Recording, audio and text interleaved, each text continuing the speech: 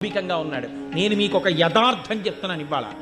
ఒక్కొక్కసారి ఏ దీక్ష లేకుండా అయ్యప్ప స్వామి గుడికి వెళ్ళినటువంటి కొంతమందికి అసలు జీవితంలో అయ్యప్ప దీక్ష తీసుకొని వాళ్ళు కొంతమంది ఆ గుడికి వెడితే 50 సార్లు దీక్ష తీసుకున్న వాళ్ళకన్నా కూడా అద్భుతమైన రీతిలో అయ్యప్పని సేవించుకునే అదృష్టాన్ని ఆయన ఇచ్చిన సందర్భాలు ఎన్నో ఉన్నాయి. దేని వల్ల ఇస్తాడో తెలుసా అండి? వీడి నా దీక్ష పట్టాడని ఇవ్వడం కాదు, వీడికి ధర్మమునందు అనురక్తి ఉంది, వీడికి వేదమునందు అనురక్తి ఉంది, వీడికి నా రూపమునందు అనురక్తి ఉంది, ఈశ్వరుడి యందు అనురక్తి ఉంది. అది ఆయనకి చాలు.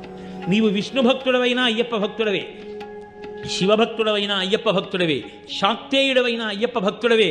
నువ్వు ఏ రూపాన్ని భక్తితో కొలిచి వేదాన్ని నమ్మి జీవించినా నువ్వు అయ్యప్పని చేరుకోగలవు.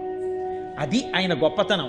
శివకేశవుల యొక్క అభేదమైనటువంటి రూపం, అంతటి గొప్ప స్వరూపం, సమస్త దేవతా సమాహారము. అటువంటి మహాపురుషుణ్ణి